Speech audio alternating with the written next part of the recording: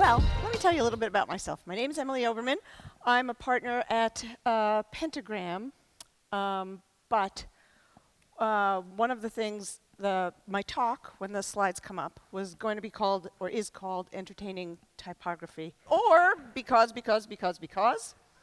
Also, The Wizard of Oz is like my favorite movie. But so I'm going to start here. Because of Cooper Union, not just because of Cooper Union, my parents met each other. My parents went to Cooper Union. Arlene Simon Oberman, said my name wrong, and Mo Oberman, who are here today. They're sitting over there.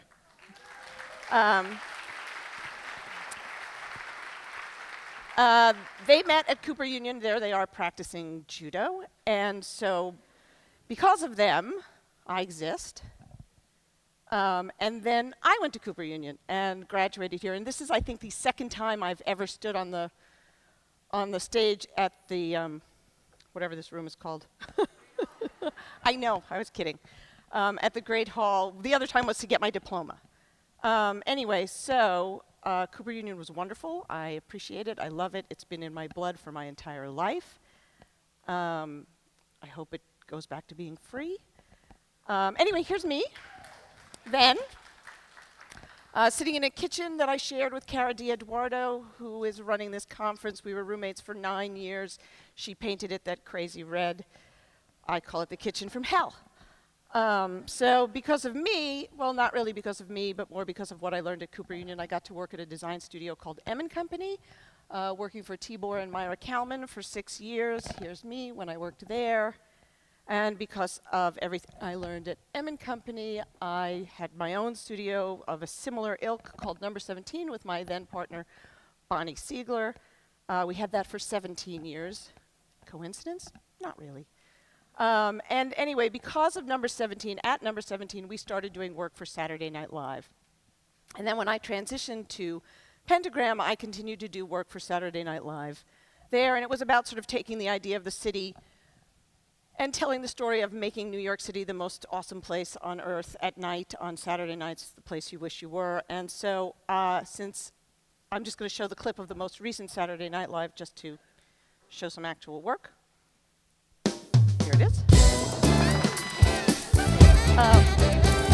It's Saturday Night Live. Brief that we've had for 20 years, trying to sort of reinvent what the city looks like at night. This Vanessa one Bayer was designed for the 40th anniversary, so it's supposed to sort of evoke analog film as well as old TV in the quality that the typography has, the sort of bleeding of the red and the green. That's it for that. I'm going to keep moving. But because of Saturday Night Live, I got a call from an organization called Film Independent. Film Independent is basically the AIGA for independent filmmakers. It's an organization, it's nonprofit, it's very small, and what it does is it's based in LA, and it puts together filmmakers because filmmaking is a process that needs more than one person. So if you want to be a director, they'll help you find producers. If you have a creative drive to make film, whether it be long form, short film, documentary, or narrative, they can help you make that vision come to life. And they also do programs, lectures, classes. It's a wonderful, wonderful organization. And they're small and they're nonprofit. And they came to us wanting the world to sort of know what they do, because they actually do. And this was their logo, which they came to us and said, maybe just tweak it a little. And we were like, whoa, more than a little. So I was like, what does that grease crayon mean? And they said, I don't know. It was here when we got here. So they thought maybe their name was too long and they weren't sure what to do. And they also, what's wonderful about them is that they run all these other programs. They have all these other things they do. They put on the LA Film Festival every year. They make the Spirit Awards every year. And then they do all these programs for up-and-coming filmmakers. So while we were talking to them and starting to do the strategic work in figuring out whether they should keep their name or change their name, they said, we have another little problem right away. We're trying to put on the Spirit Awards, and could you help us with that? And so I said, sure. So here was the logo that they were using for the Spirit Awards. Again, with the grease paint, and again with what they thought was Helvetica, but seems actually to be Arial. And they said, could you help us with our logo? We're having a little trouble. And I said, sure, if we help you with the logo, and you like what we do, will you let us do the whole show? Will you let us do all the graphics, all the packaging for the show? And they said, of course. So what we did was we just cleaned up their logo, took the Helvetica and turned it into actual Helvetica, tightened it up, made it feel like a block. We didn't want to do a redesign because we were in the process of trying to figure out what their brand should be. So all we did, it happened to be the 30th anniversary, so we were fortunate enough to just be able to do that and have it look clean and tidy. They had also had this thing where the Spirit Awards, independent filmmaking, for some reason, it was all like grungy and like a brick wall and all on a slant and all messy, and we just thought, why? Why does that have to be what independent filmmaking is? It's a very precise practice. So we went ahead and cleaned it all up and made it sort of nice. And we had this idea that their name, Film Independent, and their logo, their problem wasn't so much a name problem, but a logo problem. And we wanted to figure out how to make it fit in places, and I like the idea of breaking things and changing things and being a little unexpected, so we wanted to look at ways that we could start to do that with typography and let that sort of hint at where we were going to go with their brand eventually. And so I'm going to play the little sizzle reel of what the show actually looked like.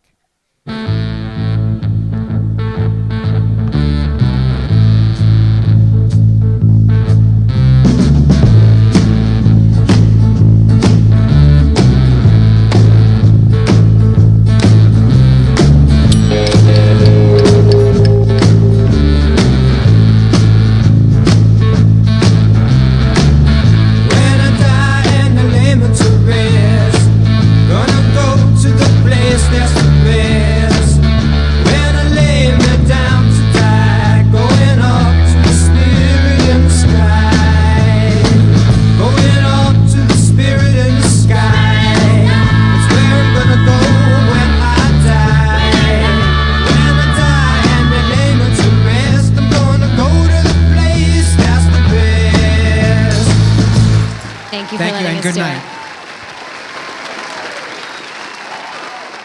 So that was all about taking things and just breaking them oddly and making it a little quirky and having a little bit of personality in every move for every piece of type.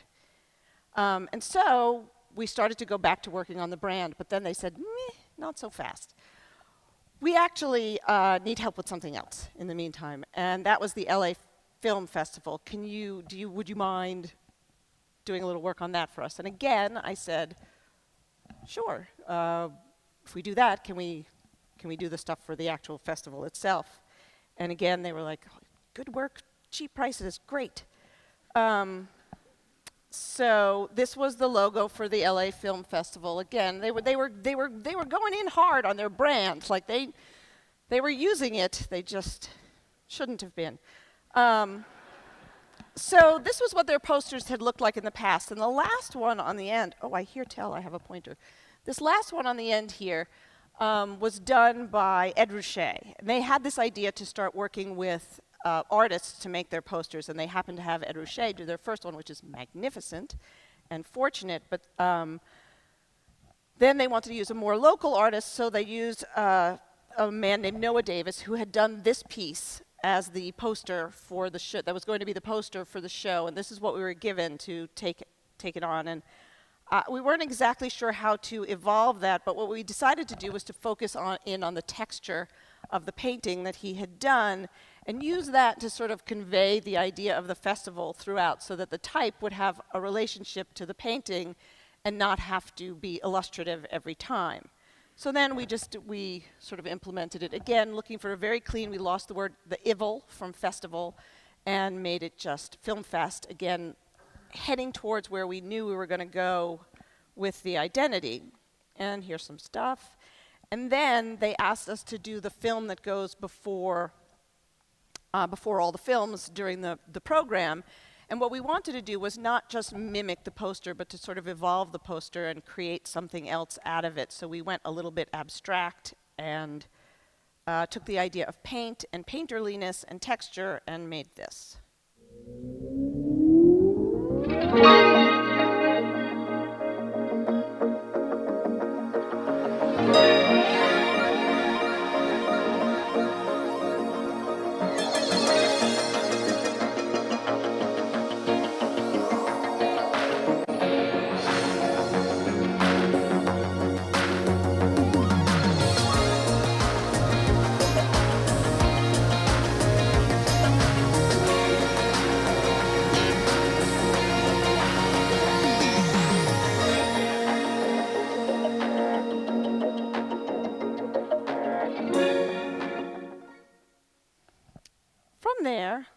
were finally able to work on their actual brand identity. And we were so glad because we sort of had already figured it all out. But they had this logo. And the thing about the logo was it's way too long. We also did a name exploration, decided that their name was okay, but we just had to find a way to fit it all in. We also wanted to then take the brand and make it clear across all their other platforms that it was all under the umbrella of Film Independent. And so we wanted to take the typography and make it a little more condensed so that it could fit into smaller spaces, and we wanted to give it a little tiny bit of quirk. And so we did.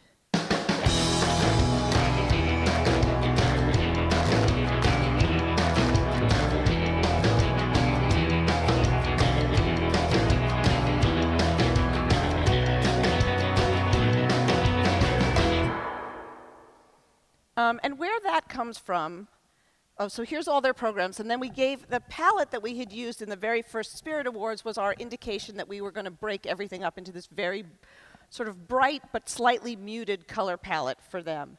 And then the inspiration for the typography was from things like Jean-Luc Godard's films, typographic style that he uses throughout all his films, even a little bit parodied, not really parodied, but used again in Birdman. But then also we found in many, many old posters, film posters, this was a sort of a trope, this lowercase I, and we felt it also gave it a little bit of personality and a little bit of quirk. So we worked with the Grilly Type Foundry to create this font, and what's nice about it is it fits in tight spaces, it reads well, and again, it always has a little bit of quirk. But of course, my favorite thing is we got to name it, and they're called Film Independent, and this was their typeface, so the typeface is called Font Independent. And you can see here when it's used mostly in headlines, it's usually uppercase, and it has that little tiny bit of quirk. And then what's also nice about it is when you use it for all their different programs, no matter what it is, it feels like it's all the same. It's always the same size, it's always a stack, and it's always broken in a different way. And it works across things. We also came up with the idea of a campaign for them that said, I am Film Independent. Whoops. I am Film Independent, which lets I am Film and I am Independent sort of work together and become I am Film Independent. We did membership cards and annual reports and brochures and postcards and donor mailers and the obligatory tote bag and mugs and posters for events. And then we also redesigned their website so that, and the font was made, obviously, so it could be used on the web. And it gives everything sort of a very clean personality across the board and in social media. And then, so we worked with one of their fellows, one of their filmmakers, to create a little film to sort of both introduce the idea of independent filmmaking and Film Independent, and this ran at the beginning of this year's Spirit Awards. How's it going? What's up? Independent film is the heart of storytelling right now. It's more authentic, it's more unique. It's passion, right? I mean, it's the starting point for an artist who wants to make a movie. You need to have people on your side, and that's what Film Independent does. It's a 30-year-old arts organization that has been cultivating artists so that their stories can get told. I am Film Independent. I am Film Independent. I am Film Independent.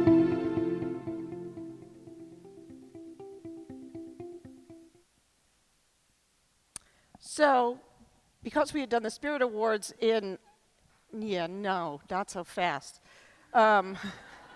Because we had done the Spirit Awards in 2015, they asked us back to do them again. And now we had the typeface and we had the brand and we had everything we needed, and we wanted to really make that clear.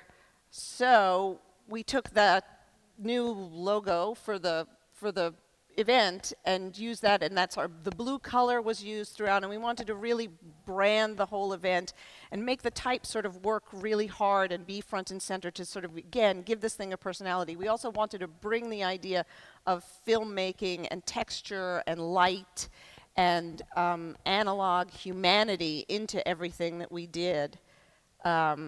And so we did postcards for them again, supporting the color and using the palette with always an opposite color to highlight it and accent it. We did tickets, and we did the program again, and the back cover of the program. And the eyes, they really embraced the eye as part of the whole thing, as part of a way to sort of convey the story of independent film. And so the set was actually built around it, and we did all these interstitial just animations using pieces of the logos. And now I'm going to play the reel of the work that we did. And it was always about touring through the typography and the logo and the names of the different categories in this sort of cinematic universe that you sort of know whether it's a Matrix-like thing or a Star Wars-like thing or something sort of more foggy and film caught in the gate. But it was meant to sort of evoke all different things that you sort of already feel comfortable with in the world of film.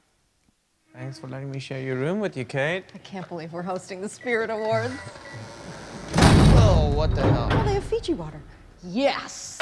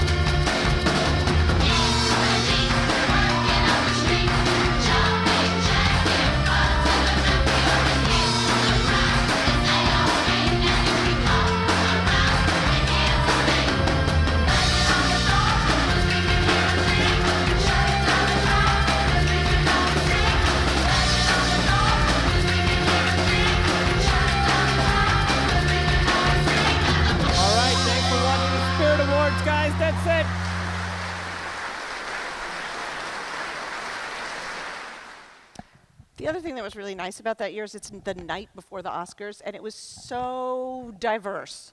The people who won were so diverse, and it was just a wonderful, warm, nice night of really good, talented people doing at their best. And the other thing that I wanted to say is that working with Film Independent, the head of Film Independent is a man named Josh Welch, but the task force that hired us is made up of people like the AIGA, people who come back after having used the organization when they needed it at the beginning of their careers, people who have moved further along in their careers. Like Mary Sweeney was one of our main contacts. She's edited every David Lynch film ever and wrote The Straight Story. And another one was Alan Poole, who created 6 Feet Under and The Newsroom and My So-Called Life. And the other person was a woman named Sue Kroll, who is the head of marketing at Warner Brothers. So after all of this, because of everything we did and because it went really well and we worked really hard, she called me one day and said, I'm having a little trouble with a logo for a film that we're working on. Would you like to take a crack at it? And I said, sure. And that film was called Fantastic Beasts and Where to Find Them, which I don't know if you're familiar with it, but it's the Harry Potter prequel. And I'm, a fan. So I was just like, yes. But it required a different skill set than one that I usually have. The work that we do is very sort of clean and minimalistic, and this was kind of like, it had to fit into, so it's all based on this book called Fantastic Beasts and Where to Find Them, which is actually a textbook that Harry uses in school, but they are creating a whole story around the guy who wrote the book, who is a character named Newt Scamander. So we had to look at the Harry Potter universe, and we had to create something that felt like, I'm pointing at where it says Harry Potter, that felt like it related to Harry Potter, but wasn't exactly Harry Potter. So we knew that we looked at the beasts that they had, and we also knew that this story was a prequel. It was going to take place in New York City in the 1920s. So we went, and also the character has a suitcase that he keeps all the beasts in. So we looked at all those kinds of things, the suitcase, the wand, which is basically the lightsaber of the Harry Potter universe, the beasts themselves, fuzzy, furry type, funny, animalistic type, scaly type. We had this idea to do big scales in the background of things, fangy type, newsy type, weird critter type. And so in the end, we went back and forth, and they ended up liking these two directions. And then we made this thing that looks like nothing I've ever made before, and is the moment that I think if Tobias is here, he's going to plots. We made this. And that's the logo. And I know it's kind of crazy and insane and kind of Game of Thronesy, but it fits in the Harry Potter universe in the right way, and I love it. We had to create a Fantastic Beast initials monogram. Then here it is being used on posters. And here is, we had to create an entire font. And the font is made up of plain letters and Harry letters so that we can do stuff like that. And so that they can do stuff like this. Because immediately, this is the first time I've ever done anything that immediately had to be translated into 1 million languages because it was going to be there, where it was going to be so huge. This one has the logo as the subtitle, which is also hilarious to me. And so this was the introduction of the logo, and I squealed the first time I saw this. Lumos Maxima. Lumos Maxima.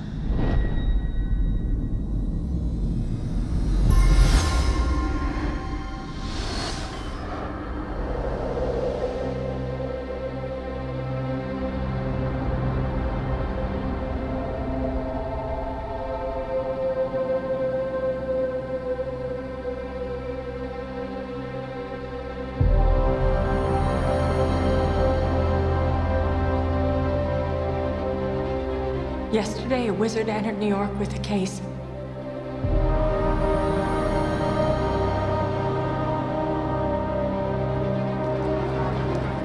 A case full of magical creatures.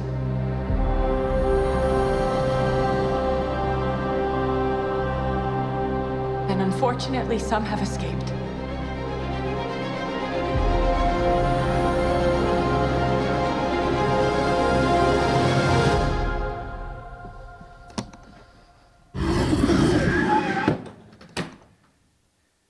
Open? Just a smidge. Mr. Scamander!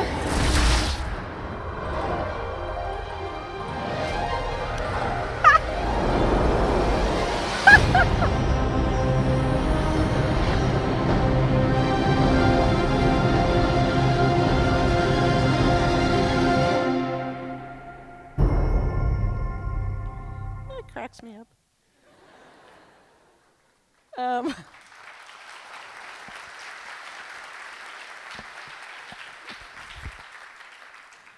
Thanks.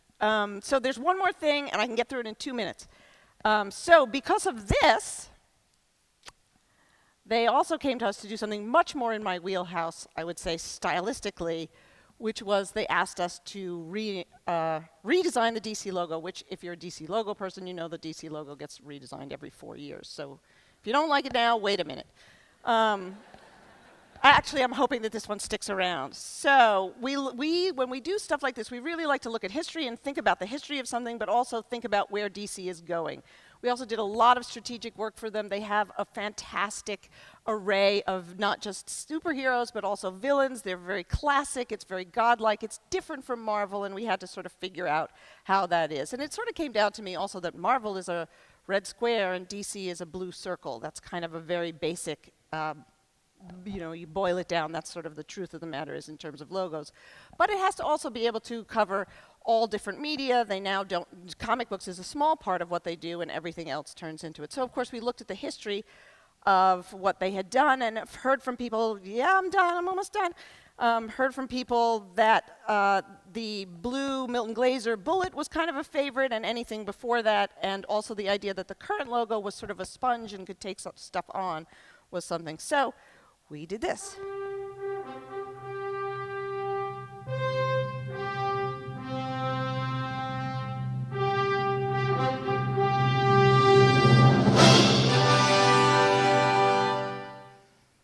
And the idea of the logo is that it's not just plunked on something the way it is, but the idea of the logo is that it can take on million, billion properties, and you should be able to have fun with it and play with it and do things with it that allow it to work in any media for any medium. And DC has not actually released the logo yet, but fans, some of whom really hated it, And some of whom were like, I was just getting used to the old one. I hated the old one first, now I like it, now I hate the new one. Like, just, again, give it a minute. So this is just a little sort of tour through all the sort of hidden little Easter eggs that are how closely we looked at the history of DC in order to create all the details that you see in this at every step of the way. But then the cool thing that happened is that fans, before DC released anything with it, started making stuff with it. All on their own. This is all taken, that's my favorite. What? All taken off the internet, just fan-made. Even one guy even was like, look how well it works with all these different logos. I was like, you're hired. And one even made this, which I thought was really cool. It's a little marbly, but...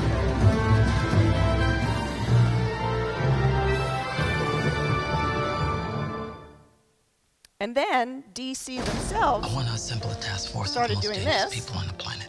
They're bad guys. Worst of the worst. I can't wait to show you my toys. Or this.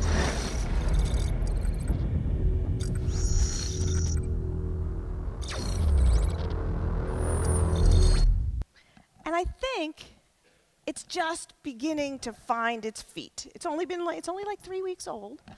But I think it's going to evolve really, really well. I hope. Don't want to sound cocky. And then the last thing I just want to say is everything you've just seen here is not just because of me, but as I said, because of my team that I work with on all of these things. And all of these people work really hard, so just take a minute to read their names. They're all really important, and they bring something special to every single project we do. And that's it. I have one quick question. The question is actually from Roger. He says, back to the beginning. No, not the excellent vamping while they connected your laptop. What did Cooper do for you? I'm sorry, what did Cooper Union do for you? What did Cooper Union do for me? Yeah. Cooper Union did everything for me.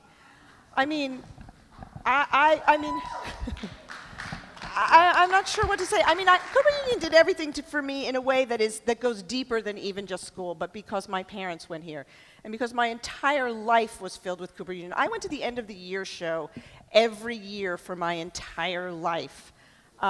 It was part of who I was. The alumni office was part of it. I went to the wreath ceremony. Cooper Union produced a group of people, not just my parents, but all of their friends who were smart, who were creative, who were driven, who were funny, who cared about what they did. It taught me all of that before I even got to school. And then once I got to school, I was able to take that drive that I already had. I mean, maybe I was just lazy and I just went to the school my parents went to, but I don't think so. Once at Cooper, because you don't have to declare a major, because you can do everything. I did filmmaking, I did printmaking, I did graphic design, I took drawing. I was a terrible painter, but I did it. I did silkscreen. I learned as much as I could and learned to think, I hope, think bigger than just one discipline. And that was really important to me. And the teachers were passionate, and the students, because there are so few of us, we all banded together. It was great, and it was also great because it was free. It was free.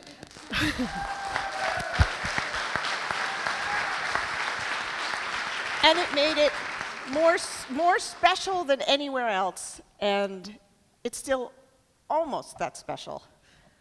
Just needs to return a little bit. Yeah, well, thank you. Yeah, let's hope it's going to come back to that soon. Thank you so much. Thank you, Emily.